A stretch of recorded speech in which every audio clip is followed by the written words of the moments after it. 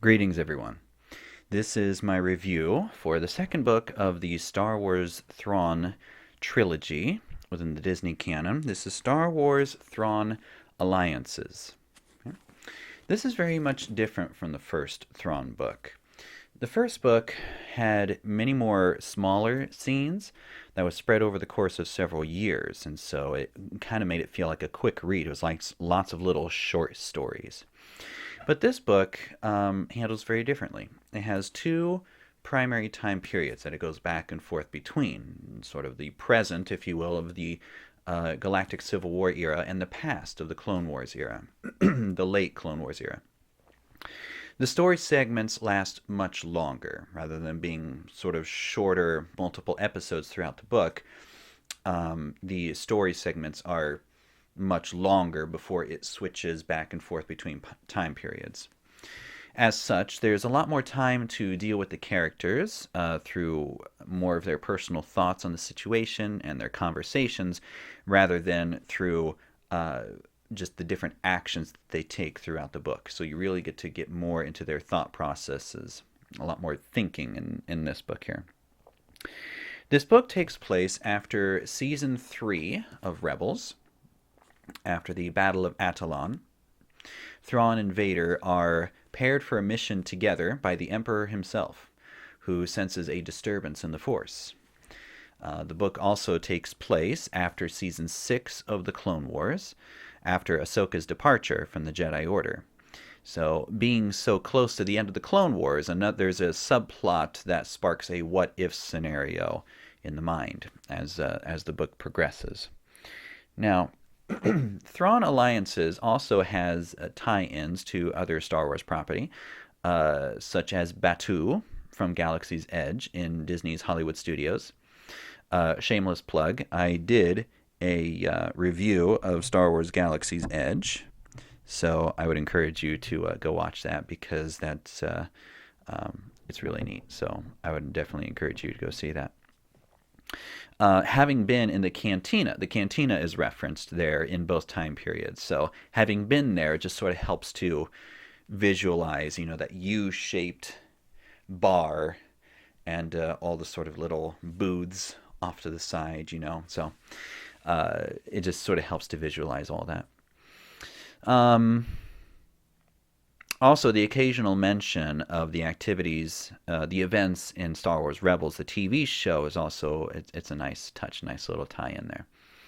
Now, the book highlights Thrawn's cooperations, his alliances. Now, I guess in the hardcover it has, I don't know, I'm just guessing, because I got the paperback, so it has Thrawn and Vader in the front, because that's sort of the primary driving story. But I think on the reverse side it also has a younger Thrawn with Anakin Skywalker in pretty much the same pose, with sort of kind of like that, because I remember I saw it online, and so that's why I think it's just in the hardcover book. So it's Thrawn's cooperation with both Darth Vader and Anakin Skywalker. Anakin is in search of Padme, who in turn is searching for one of her handmaidens/agents who is missing in action. Padme receives a considerable amount of solo adventure in this book as well, and I wasn't exactly expecting that. It shows how resourceful she is under pressure and how she's able to handle herself pretty well.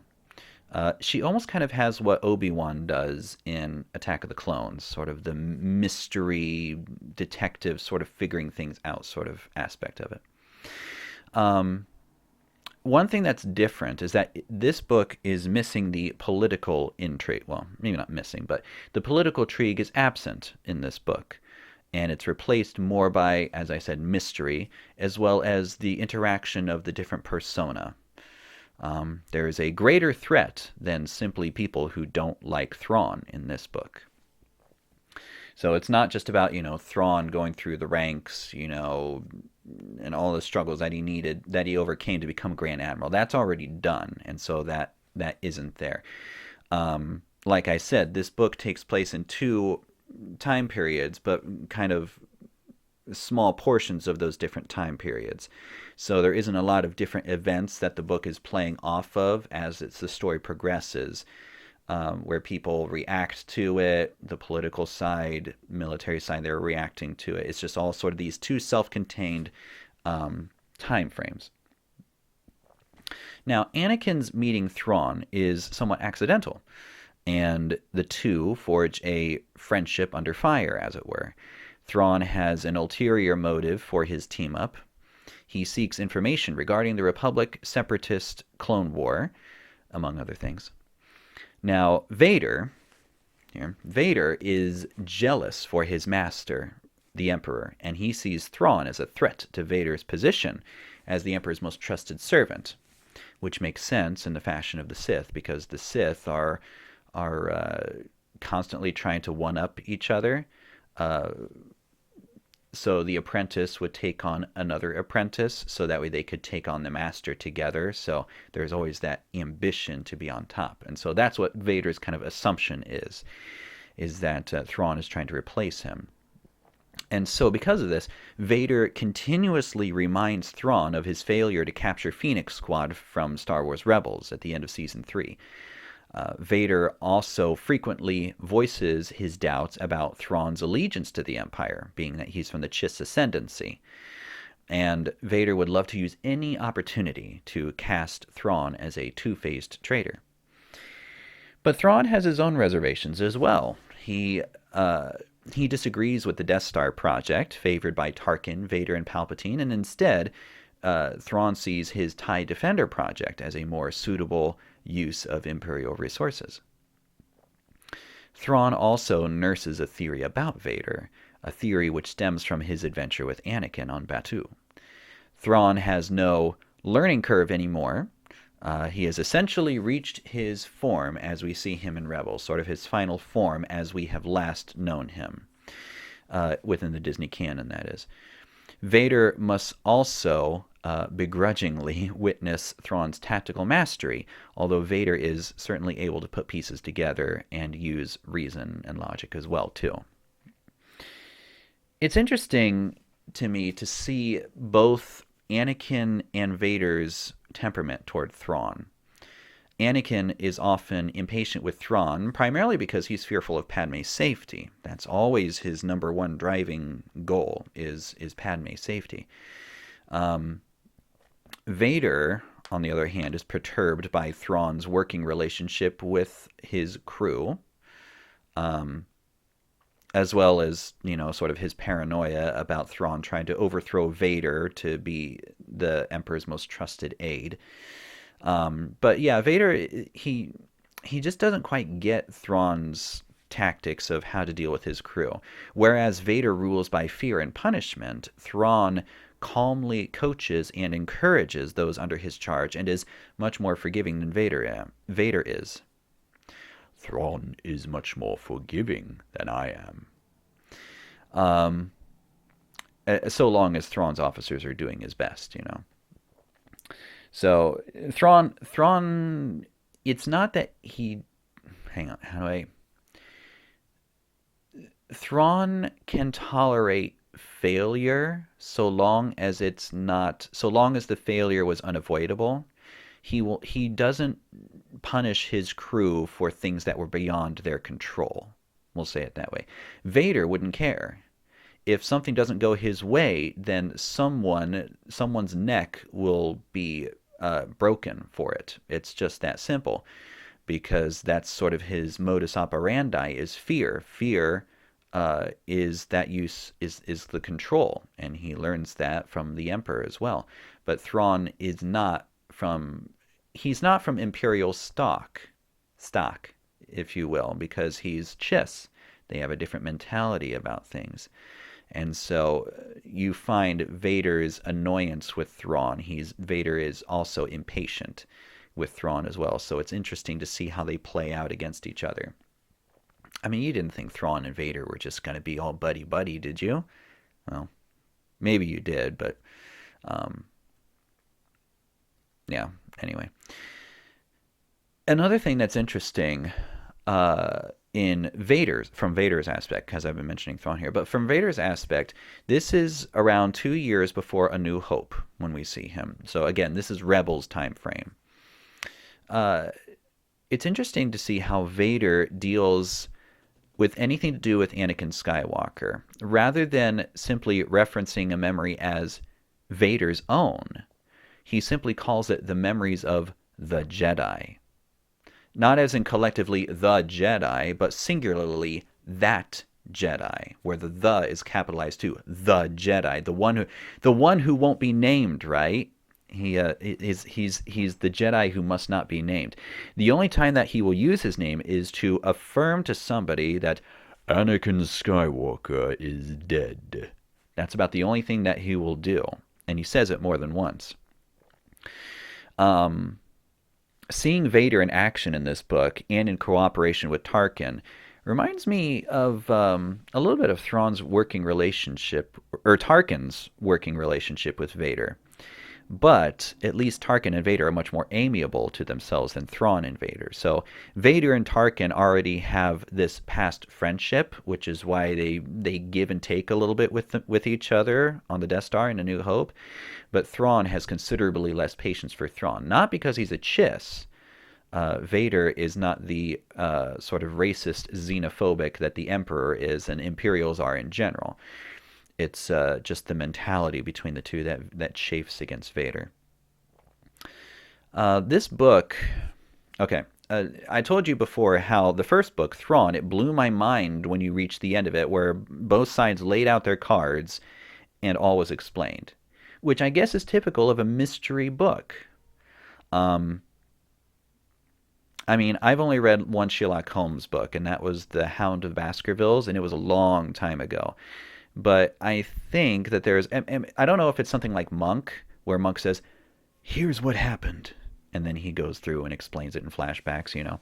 But again, that sort of moment comes again, and my mind is, you know, somewhat blown when the mystery is revealed and everything is explained.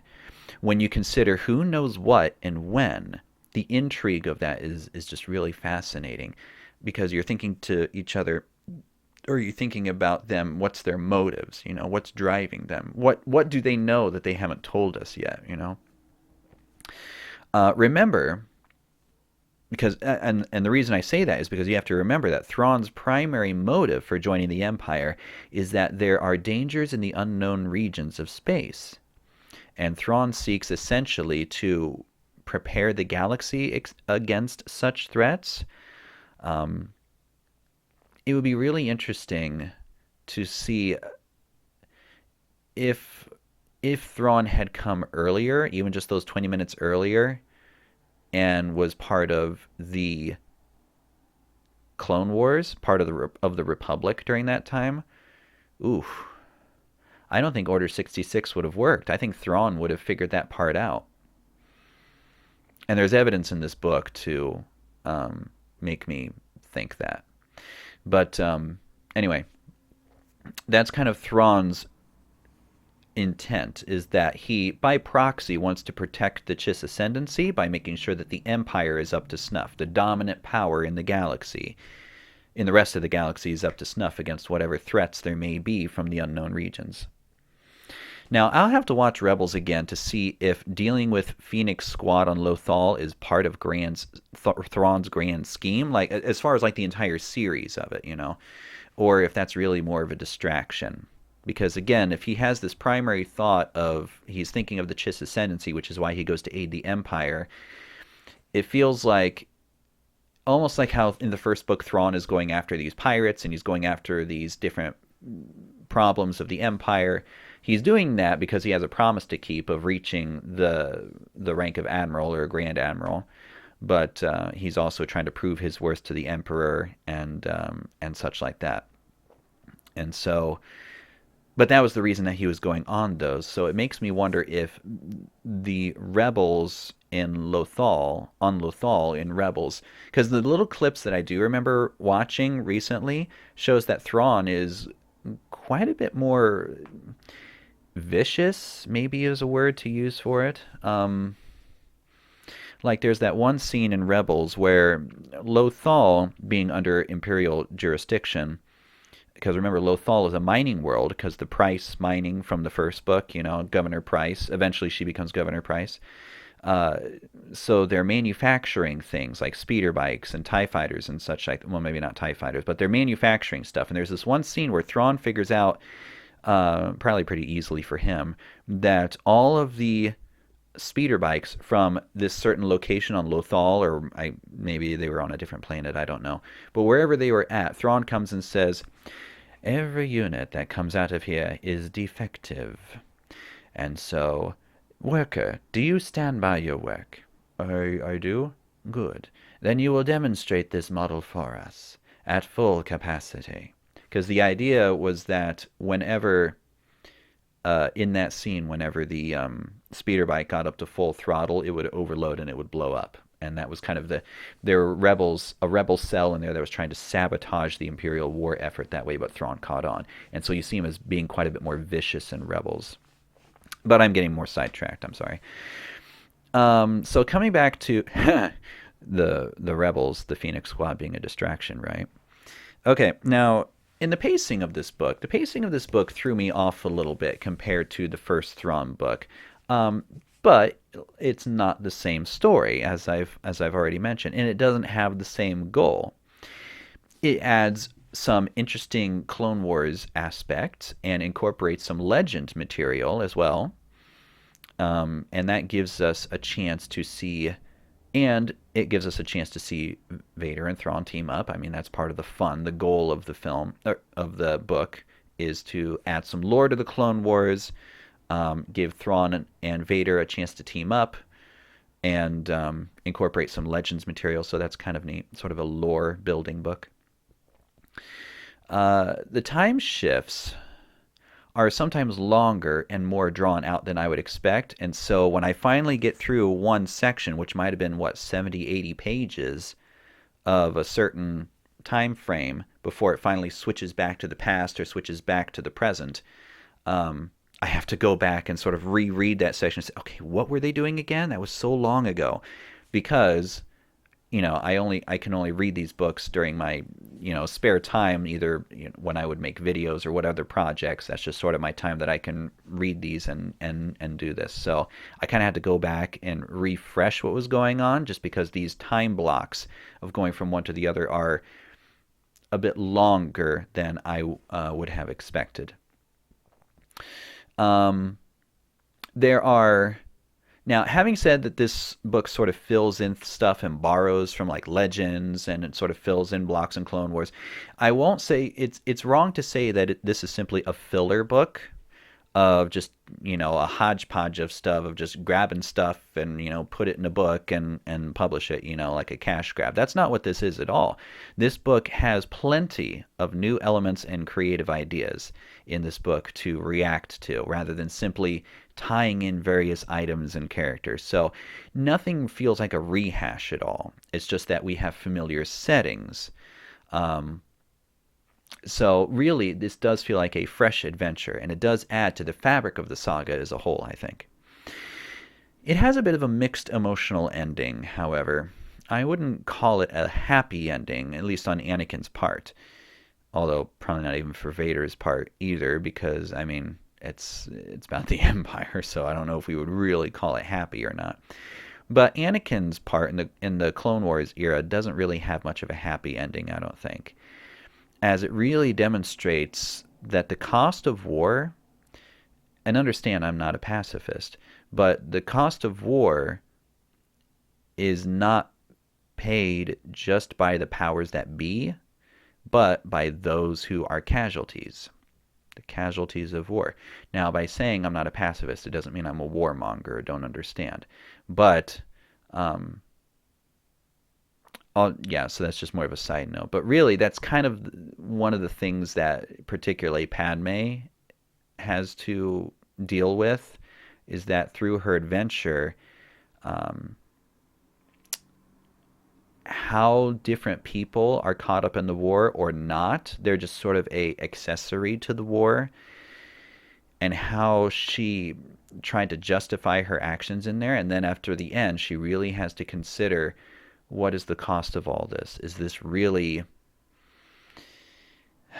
It just really makes her think.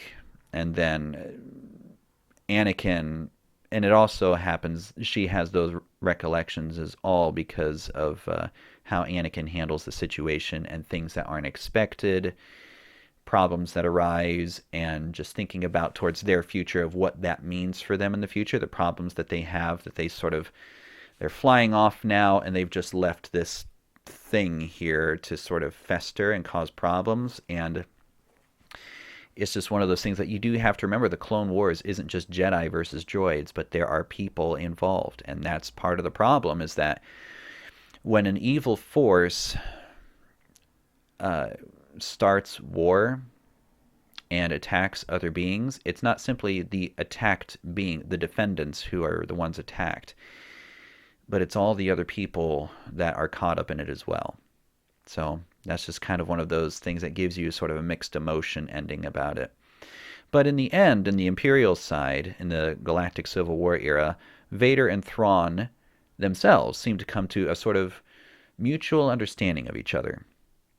And I have no idea what the third book has in store, considering the events of Rebels has to work around it or tie into it, but I am looking forward to that. So that's what I have to say about Star Wars Thrawn Alliances. I enjoyed it, but it was a different ride, and so I had to think about it a little bit differently.